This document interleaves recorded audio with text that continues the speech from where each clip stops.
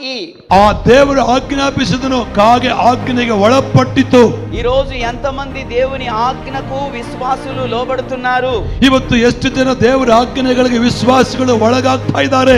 ఆజ్ఞకు లోబడకపోతే పాపము చేసిన వారితో సమానము. ಆಜ್ಞೆಗೆ ಒಳಗಾಗದಿದ್ದರೆ ಪಾಪ ಮಾಡಿದವರಿಗೆ ಸಮ. దేవుని వాక్యం చెప్తుంది ఆజ్ఞ అతిక్రమమే పాపమని. ದೇವರ ವಾಕ್ಯದ ಆಜ್ಞೆ ಅತಿಕ್ರಮವೇ ಪಾಪ ಎಂಬುದಾಗಿ. ఆజ్ఞను అతిక్రమించి ఎంతమంది విశ్వాసులు పాపం చేస్తున్నారు? ಆಜ್ಞೆಯನ್ನು ಮೀರಿ ವಿಶ್ವಾಸ ಎಷ್ಟು ಜನ ಪಾಪ ಮಾಡ್ತಾ ಇದ್ದೀರಾ? అర్థమైన వాళ్ళు స్తోత్రం చెప్పండి. ಅರ್ಥವಾದ್ರೆ ಗಟ್ಟಿ ಸ್ತೋತ್ರ ಹೇಳ್ರಿ. గట్టిగా స్తోత్రం చెప్పండి. ಇನ್ನ ಜೋರಾಗಿ ಹೇಳ್ರಿ. హల్లెలూయా, హల్లెలూయా.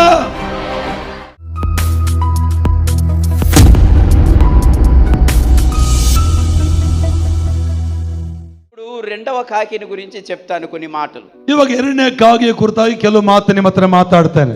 రాజుల మొదటి గ్రంథం 17వ అధ్యాయము 4, 5, 6 వచనాల్లో వ్రాయబడి ఉన్నటువంటి సందర్భం. ಒಂದನೇ ಅರಸುಗಳ ಬರೆದ ಪುಸ್ತಕ 17ನೇ ಅಧ್ಯಾಯ 4, 5, 6 ವಚನಗಳಲ್ಲಿ ಬರೆದಿರುವಂತಹ ಮಾತುಗಳ ಕುರಿತಾಗಿ ನಿಮ್ಮ ಹತ್ರ ಮಾತಾಡುತ್ತೇನೆ. అది ఏలియా దగ్గర ఉన్న కాకి. ಅದು ಏಲಿಯನ ಹತ್ರ ಇರುವಂತಹ ಕಾಗೆ. అక్కడ 3.5 సంవత్సరాల కాలములో వర్షము లేని సమయంలో, కరువు వచ్చిన సమయంలో దేవుడు ఏలియాకు నీవు కెరేతు వాగు దగ్గర ఉండు, నేను కాకుల ద్వారా నీకు ఆహారాన్ని పంపిస్తానని చెప్పాడు. ಅಲ್ಲಿ ಏಲಿಯನಿಗೆ 3 ವರ್ಷ 6 ತಿಂಗಳ ಮಳೆ ಇಲ್ಲದ ಸಮಯದಲ್ಲಿ ನೀನು ಕೆರೇತ್ ಹಳ್ಳದ ಹತ್ರ ಇರೋ, ಅಲ್ಲಿ ನಾನು ನಿನ್ನ ಸಾಕ್ತಾನೆ ಸಲುತ್ತಾನೆ ಎಂಬ ದೇವರು ಹೇಳಿದನು. హల్లెలూయా, హల్లెలూయా. ఈ కాకి స్వభావము చూస్తే చాలా వ్యత్యాసం ఉంది. నోవహు ఓడలో ఉన్న కాకికి ఈ కాకికి, భూమికి ఆకాశమునకు ఎంత వ్యత్యాసం ఉందో అంత వ్యత్యాసం ఉంది. ಈ ಕಾಗೆಯನ್ನ ನಾವು ನೋಹನ ಹಡಗಿನ ಕಾಗೆಯ ಬಗ್ಗೆ ಹೋಲಿಕೆ ಮಾಡಿದ್ರೆ ಭೂಮಿಗೂ ಆಕಾಶಕ್ಕೆ ಎಷ್ಟು ದೂರ ಇದೆಯೋ ಅಷ್ಟು ವ್ಯತ್ಯಾಸವಾಗಿ ನೋಡಬಹುದು. రాజుల గ్రంథములో ఏలియా దగ్గర ఉన్నటువంటి కాకి అది ಆಜ್ಞకు లోబడిన కాకి. ಈ ರಾಜನ ಅರಸುಗಳ ಬರೆದ ಪುಸ್ತಕದಲ್ಲಿ ಎಲಿಯನ ಹತ್ತಿರುವಂತ ಕಾಗೆ ಆಜ್ಞೆಗಳಿಗೆ ಒಳಪಡುವಂತ ಕಾಗೆ. హల్లెలూయా, హల్లెలూయా. ఎవరైతే ఆజ్ఞలకు లోబడతారో వారు ఏం చేయబడతారు అంటే దేవుని ఇష్టాన్ని నెరవేర్చిన వారుగా ఉంటారు. ಆಮೆನ್. ಯಾರಾದ್ರೂ ದೇವರ ಆಜ್ಞೆಗಳಿಗೆ ಒಳಪಡ್ತಾರೋ, ಯಾರು ದೇವರ ಆಜ್ಞೆಗೆ ವಿಧೇಯರಾಗ್ತಾರೋ ಅವರು ದೇವರ ಚಿತ್ತವನ್ನು ನೆರವೇರಿಸುವಂತವ್ರು ಆಗ್ತಾರೆ.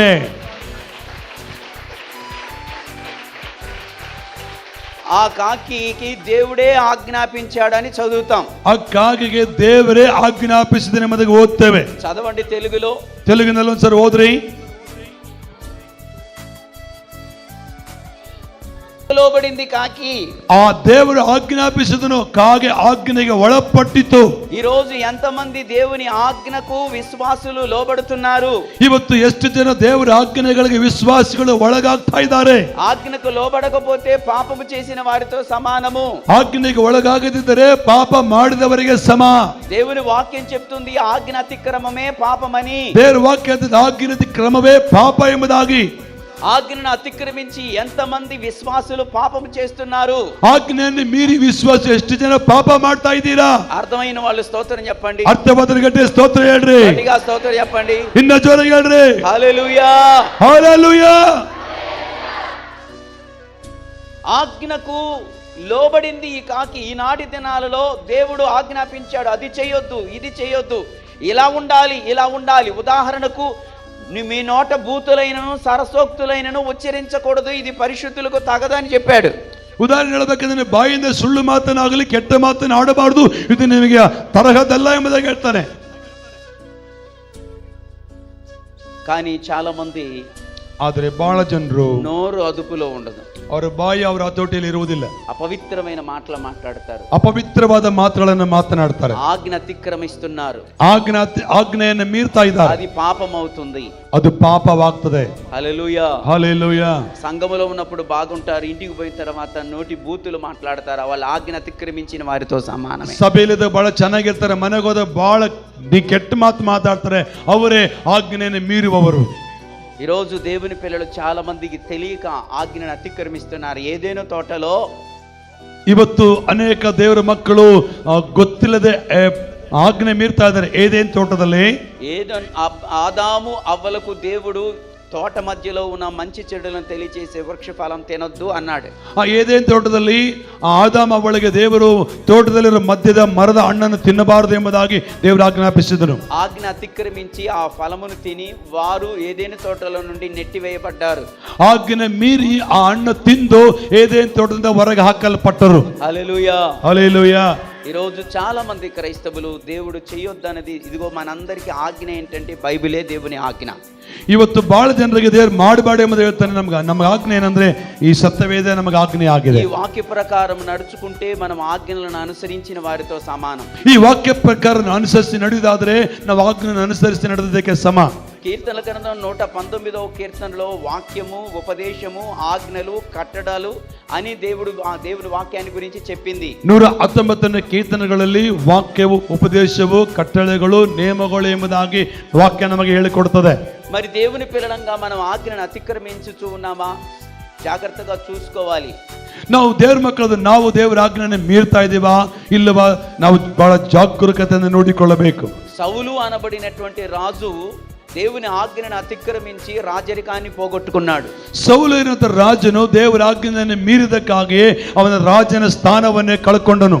సమూయేలు మొదటి గ్రంథము 15వ అధ్యాయం 22వ వచనములో, ಸಮುವೇಲನ ಬರೆದ ಮೊದಲನೇ ಪುಸ್ತಕ 22ನೇ ಅಧ್ಯಾಯ 15వ అధ్యాయం 22వ వచనం, 15ನೇ ಅಧ್ಯಾಯ 22ನೇ ವಚನದಲ್ಲಿ, ಮೊದಲನೇ ಸಮುವೇಲ ಪುಸ್ತಕ 15ನೇ ಅಧ್ಯಾಯ 22ನೇ ವಚನದಲ್ಲಿ ನೋಡುತ್ತೇವೆ. ఆజ్ఞ అతిక్రమించిన కారణం చేత, ಆಜ್ಞೆ ಮೀರಿದ ಕಾರಣದ ನಿಮಿತ್ತವಾಗಿ రాజరికాన్ని పోగొట్టుకున్నాడు, ರಾಜಸ್ಥಾನವನ್ನೇ ಕಳ್ಕೊಂಡ್ಬಿಟ್ಟನು. హల్లెలూయా. హల్లెలూయా. ఈ రోజు దేవుని పిల్లలమైన మనము ಇವತ್ತು ದೇವರ ಮಕ್ಕಳಾದ ನಾವು దేవుని ఆజ్ఞను అతిక్రమిస్తున్నామేమో చూసుకోవాలి. ದೇವರ ಆಜ್ಞೆಯನ್ನು ಮೀರ್ತಾ ಇದ್ದೇವೇನೋ ನೋಡಿಕೊಳ್ಳಬೇಕು. నీవు ఆజ్ఞను అతిక్రమించినట్లయితే తప్పకుండా నీవు దేవునికి దూరం అయిపోతావు. ఆజ్ఞ ప్రకారము నీవు జీవిస్తే ఏలియా దగ్గర ఉన్న కాకిలాగా, ఆజ్ఞకు లోబడిన కాకిలాగా నీవు ఆశీర్వదించబడతావు. ಈ ಆಜ್ಞೆ ಅನುಸರಿಸಿ ನಡೆಯುವುದಾದರೆ ನೀನು ಏಲಿಯನ ಕಾಗೆಯ ರೀತಿಯಲ್ಲಿ ಆಶೀರ್ವದಿಸಲ್ಪಡ್ತೀಯಾ, ಒಂದು ವೇಳೆ ಮೀರುವುದಾದರೆ ನಷ್ಟವಾಗ್ತೀಯಾ. హల్లెలూయా. హల్లెలూయా. మరి దేవుని ఆజ్ఞకి మనం లోబడుతున్నామో లేదో చూసుకోవాల్సిన అవసరం ఉంది. ಮತ್ತೆ ದೇವರ ಆಜ್ಞೆಗೆ ನಾವು ಒಳಗಾಗ್ತದವೇ ಇಲ್ಲ ಒಂದ್ಸಲ ನೋಡಿಕೊಳ್ಳುವಂತ ಅವಶ್ಯಕತೆ ನಮಗಿದೆ. ఈ కాకి రెండవ లక్షణము, ಎರಡನೇ ಲಕ್ಷಣ, ఇది ఇది దేవుని దైవజనుని తృప్తిపరిచిన కాకి. ದೇವ ಮನುಷ್ಯನನ್ನು ತೃಪ್ತಿಪಡಿಸದಕ್ಕಾಗಿ. హల్లెలూయా. హల్లెలూయా. ఏం చేసింది? ಏನ್ ಮಾಡಿದೆ? ಎರಡನೇದಾಗಿ దైవజనుని, ದೇವರ ಮನುಷ್ಯನನ್ನ, అందరు చెప్పండి, ಎಲ್ಲ ಹೇಳ್ರಿ, ದೇವರ ಮನುಷ್ಯನನ್ನ ತೃಪ್ತಿಪಡಿಸದಕ್ಕಾಗಿ. వాస్తవమేనా? ಇದು ಸತ್ಯನಾ? ಇದು ಸತ್ಯನಾ? ಹೇಳಿ, ಜೋರಾಗಿ ಹೇಳಿ. కెరేతు వాగు దగ్గర ఆయన నిలిచి ఉన్నప్పుడు ఎక్కడో ఆహారాన్ని తీసుకొని వచ్చి దైవ సేవకుని తృప్తిగా ఉండేటట్టుగా ఆయన కడుపు నింపటమే కాదు, ఆయన సంతోషపడే, తృప్తి పడే విధంగా చేసింది ఈ కాకి. ಆ ಕೆರೆ ತಳದಲ್ಲಿರುವ ಹಳ್ಳದ ಹತ್ತಿರ ಇರುವಂತಹ ಎಲಿಯನಿಗೆ ಎಲ್ಲೋ ಇರುವಂತಹ ಆಹಾರವನ್ನು ತೆಗೆದುಕೊಂಡು ಬಂದು ಎಲಿಯನ ಕೈಲಿಟ್ಟಿತು. ಅಷ್ಟೇ ಅಲ್ಲ, ಅವನು ತೃಪ್ತಿ ಪಡುವ ರೀತಿಯಲ್ಲಿ ತಂದು ಕೊಟ್ಟಿತು ಎಂಬುದಾಗಿ ನೋಡುತ್ತೇವೆ. గట్టిగా స్తోత్రం చెప్పండి. ಗಟ್ಟಿ ಸ್ತೋತ್ರ ಹೇಳ್ರಿ. ఈరోజు దైవజనుడు తృప్తిగా ఉన్నాడు అంటే అది నీకు దీవెన. దైవజనుడు నిన్ను బట్టి ఏడ్చాడు అంటే నీకు దీవెనలు ఆగిపోతాయి. ಇವತ್ತು ನಿನ್ನ ಕುರಿತಾಗಿ ನಿಮ್ಮ ದೇವ ಸೇವಕನು ತೃಪ್ತಿಯಾಗಿದ್ದಾನೆ, ಸಂತೋಷವಾಗಿದ್ದಾನೆ, ನಿನಗೆ ಅದು ಆಶೀರ್ವಾದ. ಒಂದು ವೇಳೆ ನಿನ್ನ ಕುರಿತಾಗಿ ಅದು ಆ ದೇವರ ಸೇವಕ ಅಳ್ತಾ ಇದ್ದಾನೆ, ದುಃಖ ಪಡ್ತಾನೆ ಅಂದ್ರೆ ನಿನ್ನ ಆಶೀರ್ವಾದ ಕಳ್ಕೊಳ್ತೀಯ ಅಂತ ಅರ್ಥ. హల్లెలూయా. హల్లెలూయా. దైవ సేవకునికి ఆహారం పెట్టి తృప్తి పరిచింది ఆ కాకి. ఈనాటి దినాలలో విశ్వాసులు నీ పరిశుద్ధ జీవితాన్ని, నీ పవిత్రమైన ఆత్మీయ జీవితాన్ని కాపాడుకుంటూ దైవ సేవకుడు నిన్ను చూసి అంతరంగంలో తృప్తి పొందాలి. ಆ ಕಾಗೆ ದೇವರ ಸೇವಕ, ದೇವ ಮನುಷ್ಯನಿಗೆ ಆಹಾರ ಕೊಟ್ಟು ತೃಪ್ತಿಪಡಿಸಿದ ಹಾಗೆ ನೀನು ಆತ್ಮಿಕವಾಗಿ ಬೆಳೆಯುವ ವಿಧಾನವನ್ನು ನೋಡಿ, ಆತ್ಮಿಕವಾಗಿರುವಂಥ ವಿಧಾನ ನೋಡಿ ನಿಮ್ಮ ಸೇವಕನು ತೃಪ್ತಿ ಪಡಬೇಕು. ಹಂಗಿರ್ಬೇಕು ನೀವು.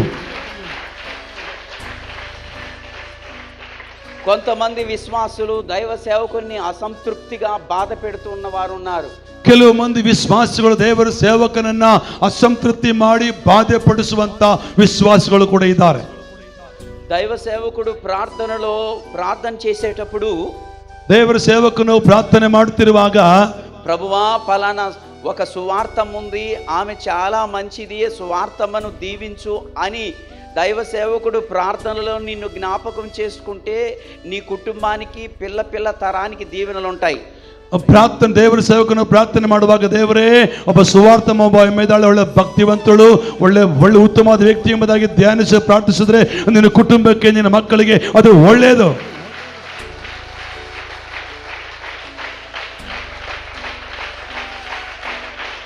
హల్లెలూయా హల్లెలూయా. పాస్టర్ గారు ప్రార్థన చేస్తూ, ప్రభువా మార్తమ్మ ఉంది, వచ్చిన దగ్గర నుండి ఏడిపిస్తుంది, ఆమె పురులు పెట్టడం, వాళ్ళని వీళ్ళని చెడగొట్టడం ఇలా చేసి నన్ను ఎంతో ఏడిపిస్తుంది, ఏమి సంగతి ఏంటో చూసుకోయా అన్నాడంటే నీ ప్లేట్ మాడిపోద్ది.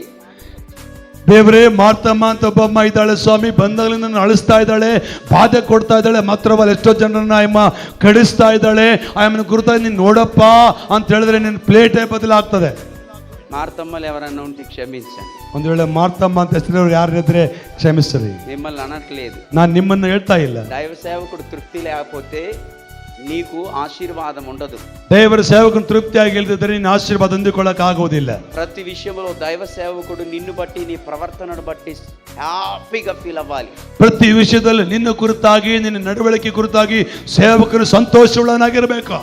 ప్రార్థనకు సరిగా రారు, ಪ್ರಾರ್ಥನೆಗೆ ಚೆನ್ನಾಗಿ ಬರಲ್ಲ, పాస్టర్ గారికి హ్యాపీ లేదు, ಸೇವಕರಿಗೆ ಸಂತೋಷವಿಲ್ಲ, వాక్యమును అనుసరించి ప్రవర్తించరు, ವಾಕ್ಯವನ್ನು ಅನುಸರಿಸಿ ಮಾತಾಡುವುದಿಲ್ಲ, పాస్టర్ గారికి తృప్తి లేదు, ಪಾಸ್ಟರ್ ಅವರಿಗೆ ತೃಪ್ತಿ ಇಲ್ಲ. ఎంత కాలం నుండి ఒక్కళ్ళే వస్తారు, పాస్టర్ గారికి తృప్తి లేదు. ಎಷ್ಟು ಕಾಲದವರೆಗೂ ನೀನು ಒಬ್ಬರೇ ಬರ್ತೀರಾ, ಪಾಸ್ಟರ್ಗೆ ತೃಪ್ತಿ ಇಲ್ಲ. నీ భర్త, నీ పిల్లలు, కుటుంబాన్ని దేవుని దగ్గరికి తేరు. ನಿನ್ನ ಮಕ್ಕಳನ್ನ, ನಿನ್ನ ಗಂಡನನ್ನ, ಕುಟುಂಬನ ದೇವರ ಹತ್ರ ತರುವುದಿಲ್ಲ. నిన్ను బట్టి సేవకునికి తృప్తి లేదు, ನಿನ್ನ ಕುರಿತಾಗಿ ಸೇವಕನ ತೃಪ್ತಿ ಇಲ್ಲ. ప్రతి విషయంలో నమ్మకంగా దేవునికి ఇచ్చే విషయంలో, ప్రార్థన చేసే విషయంలో, ఉపవాస ప్రార్థనలు అన్న దేవునికి ఇచ్చే విషయంలో, కానుకలు దశంభాగాలు ఇచ్చే విషయంలో ఎంత మాత్రం వాక్యానికి విరోధంగా కాకుండా నమ్మకంగా ఇచ్చే వారిని బట్టి దైవ సేవకుడు దేవుడు కూడా తృప్తి పొందుతాడు. ಪ್ರತಿ ವಿಷಯದಲ್ಲಿ ದೇವರಿಗೆ ಕೊಡುವಂತ ನೀನು ದಶಂಭಾಗ ಕಾಣಿಕೆ ಆಗಿರ್ಬೋದು, ದೇವರ ಸೇವಕರ ಮಾತುಗಳನ್ನ ನಂಬಿ ನಡೆಯುವುದಾದರೆ ದೇವರಿಗೂ ದೇವರ ಸೇವಕರಿಗೂ ತೃಪ್ತಿ ಇರುವಂತದ್ದಾಗಿದೆ. హల్లెలూయా ಹಲ್ಲೆಲೂಯಾ. కొంతమంది దశమ భాగములు దొంగలు ఉన్నారు. ಕೆಲವು ಜನರು ದಶಂಭಾಗವನ್ನ ಕದ್ದುಕೊಳ್ಳುವ ಕಳ್ಳರಿದ್ದಾರೆ. నీవు దీవించబడినట్లుగా నీ రాబడి అంతటిలో ప్రథమ ఫలమును, నీ ఆస్తిలో భాగమునిచ్చి దేవుని గణపరచమని సామెతల గ్రంథము 3:9 చెప్తుంది. ಜ್ಞಾನೋಕ್ತಿ ಪುಸ್ತಕ 3:9 ನಿನ್ನ ಬೆಳೆಯ ಪ್ರಥಮ ಫಲವನ್ನು ಯೆಹೋವನಿಗೆ ಒಪ್ಪಿಸಿ ಆಶೀರ್ವಾದ ಹೊಂದಿಕೋ ಎಂಬುದಾಗಿ ದೇವರ ವಾಕ್ಯ ಹೇಳ್ತದೆ. దశమ భాగములు దేవుని సొమ్ము, దానిని దొంగిలించొద్దని వాక్యం చెప్తుంది.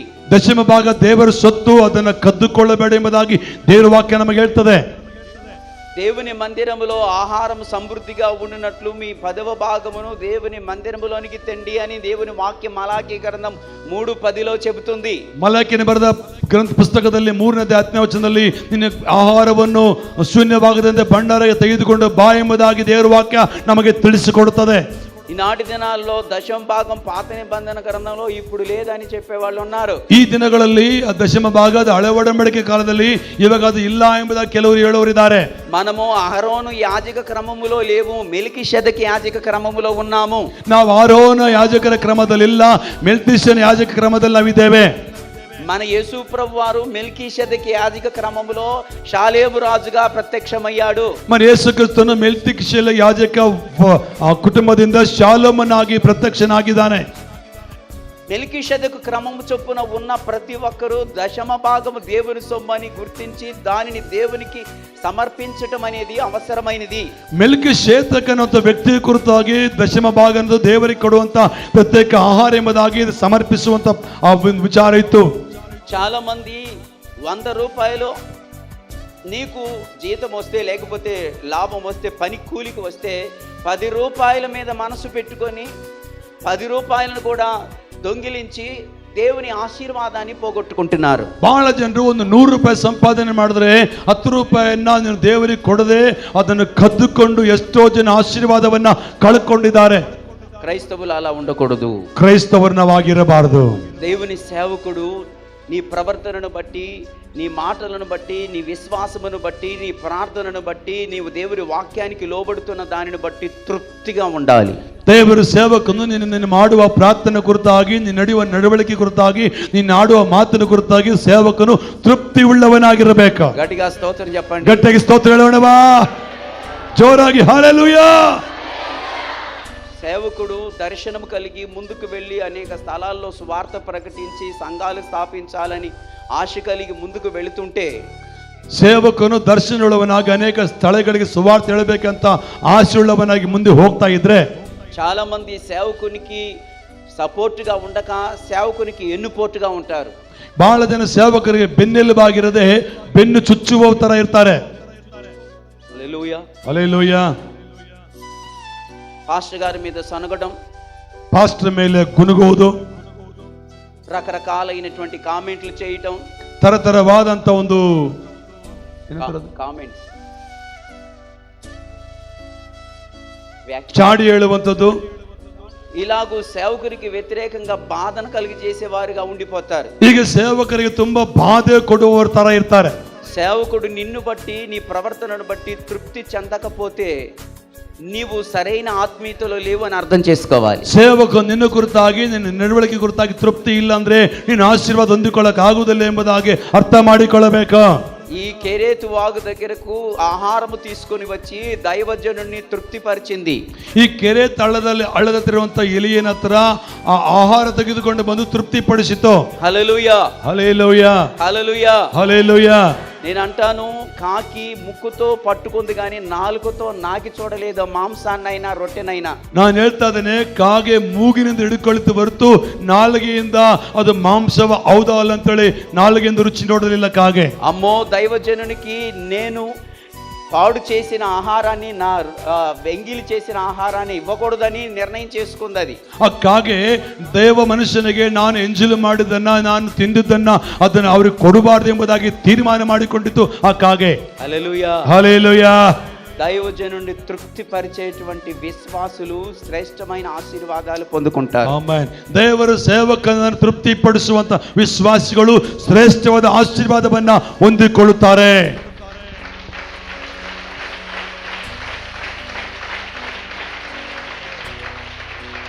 దైవజనుని తృప్తిపరిచిన శూనేమీయురాలు గొప్ప ఆశీర్వాదం పొందింది. ದೇವರ ಮನುಷ್ಯನನ್ನು ತೃಪ್ತಿಪಡಿಸಿದ ಸುನೇಮ ಸ್ತ್ರೀ ಕೂಡ ದೊಡ್ಡ ಆಶೀರ್ವಾದ ಹೊಂದಿಕೊಂಡಿದ್ದಾಳೆ. హల్లెలూయా. హల్లెలూయా. దైవజనుడిని బాధ పెట్టినటువంటి స్త్రీ యెజబెలు నష్టమైపోయింది. ದೇವ ಮನುಷ್ಯನನ್ನು ಬಾಧೆ ಇಟ್ಟಿರುವಂತ ಯೆಜಬೆಲಿನ ಸ್ತ್ರೀ ನಷ್ಟವಾದಳು. హల్లెలూయా. హల్లెలూయా. అందుకని దైవజనుడు సంతోషంగా నిన్ను బట్టి హ్యాపీగా ఉండగలిగినటువంటి స్థితిని నీవు కనపరుచుకుంటే, నీవు, నీ కుటుంబం, నీ పిల్లలు, పిల్ల తరము ఎంతమంది అయినా ఇన్ని తరాలైనా దీవించబడతావు. ದೇವರ ಸೇವಕನ ಯಾವಾಗಲೂ ಸಂತೋಷವಾಗಿ ಇರುವಂತೆ ನೋಡಿಕೊಳ್ಳುವುದಾದರೆ ನೀನು, ನಿನ್ನ ಮಕ್ಕಳು, ನಿನ್ನ ಸಂತತಿ ತಲೆವರೆಗೂ ಆಶೀರ್ವದಿಸಲ್ಪಟ್ಟ ಕುಟುಂಬವಾಗಿರ್ಲಿಕ್ಕೆ ಸಾಧ್ಯ. దైవజనుడు కంట తడి పెట్టే విధంగా ఎవరైతే ప్రవర్తించారో వారి జీవితంలో చాలా ఇబ్బందులు కలుగుతాయి. జాగ్రత్త. ದೇವರ ಸೇವಕನ ಕಣ್ಣಲ್ಲಿ ನೀರು ತರುವಂತೆ ಯಾರು ಮಾಡ್ತಿರೋ ಅವರ ಕುಟುಂಬದಲ್ಲಿ ಭಯಂಕರವಾದ ಇಕ್ಕಟ್ಟುಗಳು, ಕಷ್ಟಗಳು ಬರ್ತವೆ. ಎಚ್ಚರಿಕೆ. హల్లెలూయా. హల్లెలూయా. మీకందరికీ నా రెండు చేతులు జోడించి తెలియచేస్తున్నాను, ఎప్పుడు దైవజనుని విషయంలో చిన్న చూపు చూడకండి, ఏడిపించకండి. ನಿಮ್ಮೆಲ್ಲರಿಗೆ ಕೈ ಜೋಡಿಸಿ ನಾನು ನಿಮಗೆ ಹೇಳ್ತಾನೆ, ದೇವರು ಸೇವಕರನ್ನು ದುಃಖಪಡಿಸಬೇಡ್ರಿ, ಅವರನ್ನು ಕಡಿಮೆ ದೃಷ್ಟಿಯಲ್ಲಿ ನೋಡಿ ನೀವು ಬಾಧೆ ಪಡಿಸಬೇಡ್ರಿ. మీరందరూ మంచి వాళ్ళు, మిమ్మల్ని గురించి అనట్లేదు. ನೀವೆಲ್ಲರೂ ಒಳ್ಳೆಯವರು, ನಿಮ್ಮ ಕುರಿತಾಗಿ ನಾನು ಹೇಳ್ತಾ ಇಲ್ಲ. మా ఏరియాలో, ನಮ್ಮ ಏರಿಯಾದಲ್ಲಿ చాలా మంది ಬಹಳ ಜನರು సేవకులను ఏడిపించే వాళ్ళు ఉన్నారు, ಸೇವಕರನ್ನ ಅಳಿಸುವಂತವರಿದ್ದಾರೆ, సేవకులని బాధ పెట్టేవారు ఉన్నారు, ಸೇವಕರನ್ನ ಬಾಧೆ ಪಡಿಸುವವರಿದ್ದಾರೆ. ఆశీర్వాదం ఉండదు, ಆಶೀರ್ವಾದ ಇರುವುದಿಲ್ಲ. హల్లెలూయా. హల్లెలూయా. పాస్టర్ గారి మీద, నా మీద ఒక స్త్రీ తిరుగుబాటు చేసి మందిరానికి తాళం వేస్తానని ఏడిపించింది. ಪಾಸ್ಟರ್ ಮೇಲೆ ಒಬ್ಬ ಸ್ತ್ರೀ ತಿರುಗಿ ಬಿದ್ದು ನಿನ್ನ ಆಲಯಕ್ಕೆ ಬೀಗ ಹಾಕ್ನೆಂಬುದಾಗಿ ಅಳಿಸಿದರು. జెజబెలు స్పిరిట్, ಅದು ಯೆಜಬೆಲ್ ಆತ್ಮ. చాలా మంది ఆమె బంధు బలగం ఎక్కువ ఉన్నారని నా మీద తిరుగుబాటు ఎక్కడి నుండో వచ్చాడు, ఇక్కడికి వచ్చాడు, మా అండ చూసుకొని ఉన్నాడు, నేను ఇబ్బంది పెట్టడానికి ಅರ್ಹತೆ కలిగిన ಬಲಂ ఉందనుకొని ತಿರುಗುబాటు చేసింది. ಈತ ಎಲ್ಲಿಂದರ ಬಂದ ವ್ಯಕ್ತಿ ಇಲ್ಲಿ ಬಂದು ಬಹಳ ಚೆನ್ನಾಗಿದ್ದಾನೆ, ನನ್ನ ಹತ್ರ ಬಂದು ಈತನು ಇಷ್ಟೆಲ್ಲ ಪಡ್ಕೊಂಡಿದ್ದಾನೆ, ಈತನ ನಾನು ಸಮಸ್ಯೆ ಕೊಡ್ತಾನೆ, ನನಗೆ ತುಂಬಾ ಬಂಧು ಬಳಗಿದ್ದಾರೆ, ನನಗೆ ಬ್ಯಾಕ್ ಸಪೋರ್ಟ್ ತುಂಬಾ ಇದೆ ಎಂಬುದಾಗಿ ಆ ಸ್ತ್ರೀ ಹೇಳ್ತಾ ಇದ್ದಳು. చాలా బాధపడ్డాను ఆమెను బట్టి, ತುಂಬಾ ಬಾಧೆ ಪಟ್ಟೆ ಆಯಮ್ಮನ ಕುರಿತಾಗಿ ನಾನು. ఇప్పుడు ఆమె జీవితం ఎలా అయిపోయిందంటే భర్త చనిపోయాడు, తర్వాత ఒకగాని ఒక కుమారుడు, కుమార్తెలకు పెళ్లిళ్ళు అయిపోయినాయి, కుమారుడు మాత్రం రోజు ಇವಾಗ ಆಯಮ್ಮನ ಗಂಡ ತೀರೋಗಿದ್ದಾನೆ, ಮಕ್ಕಳಿಗೆಲ್ಲ ಮದುವೆ ಆಗಿದೆ, ಮಗನು ಮಾತ್ರ ದಿನಾಲು ಆಯಮ್ಮನ ಹೊಡಿತಾ ಇದ್ದಾನೆ. సేవకుని ఏడిపిస్తే జీవితాలు క్షేమముగా ఉండవు. ಸೇವಕನನ್ನು ಅಳಿಸುವುದಾದರೆ ಜೀವಿತದಲ್ಲಿ ಸುಖವಾಗಿರಲಿಕ್ಕೆ ಆಗುವುದಿಲ್ಲ. హల్లెలూయా, హల్లెలూయా. ఏలియా దగ్గర ఉన్న కాకి దైవజనుని తృప్తిపరిచిన కాకి. ಈ ಏಲಿಯಲ್ಲಿರುವಂತಹ ಕಾಗೆ ದೈವ ಮನುಷ್ಯನನ್ನು ತೃಪ್ತಿಪಡಿಸಿದ ಕಾಗೆ. మొదటి ఆజ్ఞకు లోబడిన కాకి, ಮುಂದಿನದಾಗಿ ಆಜ್ಞೆಗೆ ಒಳಪಟ್ಟ ಕಾಗೆ. రెండవది ಎರಡನೇದು దైవజనుడిని తృప్తిపరిచిన కాకి, ದೇವರ ಮನುಷ್ಯನನ್ನು ತೃಪ್ತಿಪಡಿಸಿದ ಕಾಗೆ. ಮೂರನೇದು ಈ ಕಾಗೆ క్రమశిక్షణ కలిగిన కాకి. ಕ್ರಮಶಿಕ್ಷಣವುಳ್ಳ ಕಾಗೆ. ఏంటది? ಏನದು? ఈ కాకి క్రమశిక్షణ ఉంది. ಈ ಕಾಗಿಗೆ ಕ್ರಮಶಿಕ್ಷಣ ಇದೆ. ఉందా? ಇದೆಯಾ? ఎట్లా? ಹೇಗೆ? ఉదయమందును అస్తమయమందును, ಅದು ಪ್ರತಿ ಉದಯಕಾಲದಲ್ಲಿ ಸಾಯಂಕಾಲದಲ್ಲಿ ಎಂಬುದಾಗಿ ನೋಡುತ್ತೇವೆ. దానికి క్రమం తెలుసు, ಅದಕ್ಕೆ ಕ್ರಮ ಗೊತ್ತು. హల్లెలూయా, ಹಲ್ಲೆಲೂಯಾ. ఉదయం ఏంటో తెలుసు, సాయంత్రం ఏంటో తెలుసు, ಬೆಳಗ್ಗೆ ಏನು ಗೊತ್ತು, ಸಾಯಂಕಾಲ ಏನು ಗೊತ್ತು. ఈనాటి దినాల్లో సంఘములో క్రమశిక్షణ లేని క్రైస్తవులు ఎక్కువైపోయారు. ಈ ದಿನಮಾನಗಳಲ್ಲಿ ಸಭೆಗಳಲ್ಲಿ ಕ್ರಮಶಿಕ್ಷಣ ಇಲ್ಲದ ಕ್ರೈಸ್ತರು ಹೆಚ್ಚಾಗಿದ್ದಾರೆ. ఆదివారం ప్రార్థన ఇక్కడ ఎన్ని గంటలకు మొదలవుతుందండి? ಭಾನುವಾರ ಪ್ರಾರ್ಥನೆ ಎಷ್ಟು ಗಂಟೆಗೆ ಪ್ರಾರಂಭವಾಗ್ತದೆ? ಇಲ್ಲಿ 9:30కు ಪ್ರಾರಂಭం అయితే 9:00ವರೆಗೆ ಪ್ರಾರಂಭವಾದರೆ మధ్యలో వచ్చి జాయిన్ అయ్యే వాళ్ళు కొందరు, ಮಧ್ಯದಲ್ಲಿ ಬಂದು ಸೇರಿಕೊಳ್ಳೋರು ಕೆಲವರು, చివరిలో బ్లెస్సింగ్ టైంలో వచ్చేవారు కొందరు, ಕೊನೆಯದಾಗಿ ಆಶೀರ್ವಾದ ಹೊಂದಿಕೊಳ್ಳೋ ಸಮಯದಲ್ಲಿ ಬರುವವರು ಕೆಲವರು. వీళ్ళకి క్రమశిక్షణ ఉందా? ಇವರಿಗೆ ಕ್ರಮಶಿಕ್ಷಣ ಐತಾ? అక్రమం చేయువారులారా మీరెవరో నేను ఎరగను అన్నాడు. ಅಕ್ರಮವಾಗಿ ನಡೆಯುವವರೇ ನೀವು ಯಾರು ನನಗೆ ಗೊತ್ತಿಲ್ಲ ಎಂಬುದಾಗಿ ದೇವರ ವಾಕ್ಯ ಹೇಳ್ತದೆ. హల్లెలూయా, హల్లెలూయా. చెప్పండి, ಹೇಳ್ರಿ, మనకు క్రమశిక్షణ కలిగిన వారంగా ఉంటున్నామా? ನಾವು ಕ್ರಮಶಿಕ್ಷಣವುಳ್ಳವರಾಗಿದ್ದೇವಾ? నేను ఒక ఊరు ప్రార్థనకు వెళ్తే అక్కడ 8 గంటలకు సాయంత్రము 8 గంటలకు ఆ ఆరాధన మొదలవుతుందని చెబితే వారు 7:45 సంఘం మొత్తం వచ్చి కూర్చున్నారు. ಒಂದು ಹಳ್ಳಿಯಲ್ಲಿ ದೇವರ ಸೇವಕರು ಸೇವೆ ಮಾಡೋಕ್ಕೆ 8 ಗಂಟೆಗೆ ಸಂಜೆ ಪ್ರಾರ್ಥನೆ ಅಂತ ಹೇಳಿದಾಗ ಅವರು 7:45 ಎಲ್ಲ ಸಭೆಯೆಲ್ಲ ಸೇರಿ ಬಂದು ಕೂತಿದ್ದಾರೆ. మందిరమంతా ఫుల్ అయిపోయారు. ದೇವಾಲಯವೆಲ್ಲ ತುಂಬಿಕೊಂಡಿದೆ. ఇంకా ప్రార్థన ప్రారంభించబడలేదు. ಇನ್ನ ಪ್ರಾರ್ಥನೆ ಪ್ರಾರಂಭವಾಗಲಿಲ್ಲ. ఎంత ఆసక్తి, ಎಷ್ಟು ಆಸಕ್ತಿ ಅವರಿಗೆ, ఎంత ಕ್ರಮಶಿಕ್ಷಣ, ಎಷ್ಟು ಕ್ರಮಶಿಕ್ಷಣ ಅವರ ಹತ್ರ. అక్రమం చేసేవారు ఎక్కువైపోయారు. ಅಕ್ರಮ ಮಾಡುವವರು ಜಾಸ್ತಿ ಆಗಿದ್ದಾರೆ. వద్దొద్దు, అలా ఉండకూడదు. ಬೇಡ ಬೇಡ ಆಗಿ ನಾವಿರಬಾರದು. నీవు ఊరు వెళ్ళాలనుకుంటే ట్రైన్ నీ కోసం ಹುಬ್ಬಳ್ಳಿ ಟ್ರೈನು, ನೀನು ಊರಿಗೆ ಹೋಗ್ಬೇಕಂದ್ರೆ ಒಂದು ಟ್ರೈನ್ ಹುಬ್ಬಳ್ಳಿಯಿಂದ అమరావతి ఎక్స్ప్రెస్ రెడీగా, నీవు ఇక్కడ ఆలస్యం చేసి ఇంటి దగ్గర ఉన్నంత మాత్రం నీ కోసం ఆగుతుందా? ಅಮರಾವತಿ ಎಕ್ಸ್ಪ್ರೆಸ್ ನೀನು ತಡ ಮಾಡ್ತೀವಿ ಮನೆ ಹತ್ರ, ನಿನಗೋಸ್ಕರ ಟ್ರೈನ್ ಹಂಗೆ ನಿಂತ್ಕೊಳ್ತಾ? సాయంత్రం 5 గంటలకు నేను బళ్ళారి 5 గంటలకల్లా ట్రైన్కి ఎక్కాలి. ನಾನು ಇವತ್ತು ಸಂಜೆ 5 ಗಂಟೆಗೆಲ್ಲ ಬಳ್ಳಾರಿ ರೈಲು ಹತ್ತಬೇಕು. ನಾನು ఇక్కడే నేను 5 గంటల వరకు ఉంటే, ಇಲ್ಲೇ ನಾನು 5 ಗಂಟೆವರೆಗೆ ಇದ್ರೆ ಆ ಟ್ರೈನ್ ಬಳ್ಳಾರಿಗೆ ಇರ್ತದಾ? ಹೇಳಿ ಜೋರಾಗಿ. దేవుని సన్నిధి అంటే భయం లేకపోయిన కారణం చేత చాలా మంది నిర్లక్ష్యంగా పాటలు మొదలు పాటలు పాడతారులే, ఆరాధనప్పుడు వెళ్ళొచ్చులే అని నిర్లక్ష్యంగా ఉంటారు. ದೇವರ ಸನ್ನಿಧಿಯಲ್ಲಿ ಒಂದು ಕ್ರಮಶಿಕ್ಷಣ ಇಲ್ಲದಕ್ಕಾಗಿಯೇ ನಿರ್ಲಕ್ಷ್ಯದಿಂದ ಇವಾಗ ಆಡಾಡ್ತಾರೆ, ಹೇಳು ಆಮೇಲೆ ಹೋಗೋಣ, ಇವಾಗಿನ ಪ್ರಾರಂಭ ಮಾಡಿದ್ರೆ ಹೇಳು ಆಮೇಲೆ ಹೋಗೋಣ ಎಂಬುದಾಗಿ ಅನೇಕರ ಕ್ರಮಶಿಕ್ಷಣ ಇಲ್ಲದವರಾಗಿ ನಡೀತಾ ಇದ್ದಾರೆ ಇವತ್ತು. ఇప్పుడు చెప్పండి, మనకు క్రమశిక్షణ ఉండాలా లేదా? ಇವಾಗ ಹೇಳ್ರಿ, ನಮಗೆ ಕ್ರಮಶಿಕ್ಷಣ ಇರಬೇಕಾ ಇರಬಾರ್ದಾ? మత్తయి దేవుని వాక్యం ఏమని చెప్తుంది? ದೇವರ ವಾಕ್ಯ ಏನ್ ಹೇಳ್ತದೆ? ಲೋಕಾಸ್ ಸುವಾರ್ತ 13:27లో, ಲೂಕನ ಸುವಾರ್ತೆ 13ನೇ ಅಧ್ಯಾಯ 27ನೇ ವಚನದಲ್ಲಿ, ಲೋಕಾಸ್ ಸುವಾರ್ತ 13:27, ಲೂಕನ ಸುವಾರ್ತೆ 13ನೇ ಅಧ್ಯಾಯ 27ನೇ ವಚನ. అక్రమం అంటే ఏంటి? ಅಧರ್ಮವಂದ್ರೇನು? క్రమము లేనిదే ಕ್ರಮ ಇಲ್ಲದೆ అక్రమం. ಅಧರ್ಮ. క్రమముగా నీవు లేకపోతే, ಕ್ರಮವಾಗಿ ನೀನು ಇಲ್ಲದಿದ್ದರೆ, క్రమముగా రాకపోతే ಕ್ರಮವಾಗಿ ಬರದಿದ್ದರೆ నీలో అక్రమం ఉంది. ನಿನ್ನ ಹತ್ರ ಅಧರ್ಮ ಐತೆ. సమయానికి క్రమంగా రాకపోయినా, ಸಮಯಕ್ಕೆ ಕ್ರಮವಾಗಿ ನೀನು ಬರದಿದ್ರೆ, ఆదివారం దేవుని సన్నిధిలో ఆరాధించడానికి కొన్ని ఆదివారాలు మానేసినా, ಭಾನುವಾರ ದೇವರ ಸನ್ನಿಧಿಗೆ ಬಂದು ಆರಾಧನೆ ಮಾಡೋದು ಕೆಲವು ವಾರಗಳು ನೀನು ಬಿಟ್ಟು ಬಿಟ್ರೆ నీవు క్రమమును పోగొట్టుకున్న వ్యక్తి అవుతున్నావు. ನೀನು ಕ್ರಮವನ್ನು ಕಳ್ಕೊಂಡ ವ್ಯಕ್ತಿ ಆಗ್ಬಿಡ್ತೀಯ. క్రమము పోయినప్పుడే అక్రమం అవుతుంది. ಕ್ರಮ ಹೋದಾಗಲೇ ಅಕ್ರಮ ಬರ್ತದೆ. అక్రమం చేయువారులారా మీరెవరో నేను ఎరగను అంటున్నాడు. ಅಧರ್ಮವಾಗಿ ನಡೆಯುವವರೇ ನೀವು ಯಾರು ನನಗೆ ಗೊತ್ತಿಲ್ಲ ಎಂಬುದಾಗಿ ಹೇಳ್ತಾ ಇದ್ದಾನೆ. హల్లెలూయా, ಹಲ್ಲೆಲೂಯಾ. మరి మనకు క్రమశిక్షణ నేర్చుకోవాలి. ಮತ್ತೆ ನಾವು ಕ್ರಮಶಿಕ್ಷಣವಾಗಿ ಕಲ್ತ್ಕೊಳ್ಬೇಕು. దేవునికి మహిమకరంగా మన ఆత్మీయ జీవితాలు కట్టుకోవాలి. ದೇವರಿಗೆ ಮಹಿಮೆಕರವಾಗಿ ನಮ್ಮ ಆತ್ಮೀಯ ಜೀವಿತವನ್ನು ಕಟ್ಟಿಕೊಳ್ಳಬೇಕು. ఇప్పుడు ఎన్ని కాకులను గురించి చెప్పాను? ಎಷ್ಟು ಕಾಕಿಗಳನ್ನು ಕುರಿತು ಕೇಳಿಸ್ಕೊಂಡ್ವಿ. ఆది కాండములో ఉన్న కాకి లక్షణాలు ఏంటి? ಆದಿ ಕಾಂಡಗಳಿರುವ ಕಾಗೆ ಲಕ್ಷಣಗಳೇನು? కృతజ్ఞత లేదు, ಕೃತಜ್ಞತೆ ಇಲ್ಲ, అపనమ్మకమైనది, ಅಪನಂಬಿಕೆ ಹೇಳೋ ಕಾಗೆ, యజమానుని కంటే ಯಜಮಾನನಿಗಿಂತಲೂ ಲೋಕವನ್ನೇ ఎక్కువ ప్రేమించిన కాకి, ಹೆಚ್ಚಿಗೆ ಪ್ರೀತಿ ಮಾಡಿದ ಕಾಗೆ. మరి రాజుల గ్రంథములో ఏలియా దగ్గర ఉన్న కాకి ఏంటి? ಅರಸುಗಳ ಬರೆದ ಪುಸ್ತಕದಲ್ಲಿ ಏಲಿಯನ ಹತ್ರ ಇರುವ ಕಾಗೆ ಎಂತದ್ದು? ఆజ్ఞకు లోబడిన కాకి, ಆಜ್ಞೆಗೆ ಒಳಪಟ್ಟ ಕಾಗೆ, దైవజనుని తృప్తిపరిచిన కాకి, ದೇವರ ಜನರನ್ನು ತೃಪ್ತಿಪಡಿಸಿದ ಕಾಗೆ.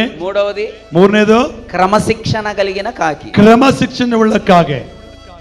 ఈ కాకులకు ఏ కాకంటే మీకు ఇష్టం చెప్పండి. ಈ ಕಾಗಿಗಳಲ್ಲಿ ಯಾವ ಕಾಗೆ ಅಂದ್ರೆ ನಿಮಗೆ ಇಷ್ಟ ಹೇಳ್ರಿ? ಎಲಿಯನ ಕಾಗೆ, ನೋಹನ ಕಾಗೆ? హల్లెలూయా, హల్లెలూయా. నోవాహు వాడలో ఉన్న కాకి దైవజనుని విడిచి పారిపోయిన కాకి. ನೋಹನ ಅಡಗಿನಿರುತ್ತ ಕಾಗೆ, ದೇವರ ಮನುಷ್ಯನನ್ನು ಬಿಟ್ಟು ಹೋಗಿರುವಂತ ಕಾಗೆ. ఏలియా దగ్గర ఉన్న కాకి దైవజనుని వెతుక్కుంటూ వచ్చిన కాకి. ಏಲಿಯನ ಹತ್ರ ಇರುವ ಕಾಗೆ ದೇವ ಮನುಷ್ಯನ ಹುಡುಕೊಂಡು ಬಂದ ಕಾಗೆ. హల్లెలూయా, హల్లెలూయಾ. ಗಟ್ಟಿಯಾಗಿ ಚಪ್ಪಳೆ. హల్లెలూయా, హల్లెలూయా. ఈ రోజు నీవు ఆశీర్వదించబడాలి. ಇವತ್ತು ನೀನು ಆಶೀರ್ವದಿಸಲ್ಪಡಬೇಕಂದ್ರೆ ఎలా ఉన్నా ఒకసారి పరిశీలన చేయి. ಹೇಗಿರಬೇಕು ಒಂದ್ಸರಿ ಪರೀಕ್ಷೆ ಮಾಡಿಕೋ. ఏ కాకి నీవు? ఏ ಕಾಗೆ ನೀನು? ఏ కాకి నీవు? ఏ ಕಾಗೆ ನೀನು? ఏ కాకిలాగా జీవిస్తున్నావు? ಯಾವ ಕಾಗೆ ತರ ಜೀವನ ಮಾಡ್ತೀಯಾ? అడిగితే ಕೇಳಿದ್ರೆ ఏ కాకి అంటారు? ನೀನ್ ಯಾವ ಕಾಗೆ ಅಂತ ಹೇಳ್ತೀಯಾ? నేను ఆ కాకిని కాదయ్యా, ఈ కాకిని కాదయ్యా, ఏ కాకినయ్యా అంటారు. ನಾನು ಆ ಕಾಕಿ ಅಲ್ಲಯ್ಯ, ನಾನು ಈ ಕಾಕಿ ಅಲ್ಲಯ್ಯ, ನಾನು ಏಕಾಕಿ ಅಂತ ಹೇಳ್ತಾರೆ. హల్లెలూయా, హల్లెలూయా. కీర్తనల గ్రంథం 25వ కీర్తన 16వ వచనం ఉంది, నేనే కాకినని. ಕೀರ್ತನೆಗಾರನ ಬರೆದ ಪುಸ್ತಕ 25:16. 25ನೇ ಕೀರ್ತನೆ 16ನೇ ವಚನದಲ್ಲಿ ಹೀಗೆ ಹೇಳ್ತದೆ, ఎవరు కాకూడదు ఏ కాకులు. హల్లెలూయా, హల్లెలూయా, హల్లెలూయా. మనమందరము ఏలియా దగ్గర ఉన్నటువంటి కాకిలాగా ఆత్మీయ జీవితాన్ని బలపరుచుకొందుముగాక. ಆಮೇಲೆ ನಾವೆಲ್ಲರೂ ಕೂಡ ಏಲಿಯನ ಹತ್ತಿರುವಂತ ಆ ಕಾಗೆ ರೀತಿಯಲ್ಲಿ ಬಲ ಬಂದುವ ಕಾಗೆ ಆಗಿದ್ದೇವೆ. హల్లెలూయా, హల్లెలూయా. అందుకే మీకు అందరికీ ఓపికతో ఉన్న మీకు అందరికీ వందనాలు తెలియజేస్తున్నాను. ಅದಕ್ಕೆ ನೀವು ಬಹಳ ತಾಳ್ಮೆ ಇದ್ದಿದ್ದಾರೆ, ಅದಕ್ಕೆ ನಿಮ್ಮೆಲ್ಲರಿಗೆ ಕರ್ತನಾದ ಯೇಸುವಿನ ನಾಮದಲ್ಲಿ ವಂದನೆ ಸಲ್ಲಿಸುತ್ತೇನೆ. ఈ పక్షి మనకు పాఠం నేర్పుతుంది. ಈ ಪಕ್ಷಿ ನಮಗೆ ಪಾಠವನ್ನು ಕಲಿಸಿಕೊಡುತ್ತದೆ. హల్లెలూయా, హల్లెలూయా. ఎంతమంది విషయం అర్థం చేసుకున్నారు? ಎಷ್ಟು ಜನರಿಗೆ ವಿಷಯ ಅರ್ಥವಾಯಿತು? హల్లెలూయా, హల్లెలూయా. మనమందరము దేవుని ఆశీర్వాదం పొందిన వ్యక్తులముగా ఉందుముగాక. ನಾವೆಲ್ಲರೂ ದೇವರ ಆಶೀರ್ವಾದ ಹೊಂದಿದ ವ್ಯಕ್ತಿಗಳಾಗಿ ಇರುವಂತವರಾಗೋಣ. ಆಮೆನ್, ఆమేన్. దేవుడు మిమ్మల్ని మీ కుటుంబాలను దీవించునుగాక. ದೇವರು ನಿಮ್ಮನ್ನು ನಿಮ್ಮ ಕುಟುಂಬವನ್ನು ಆಶೀರ್ವದಿಸಲ್ಪಡಲಿ. నాకు వాక్యం అర్థమైందయ్యా.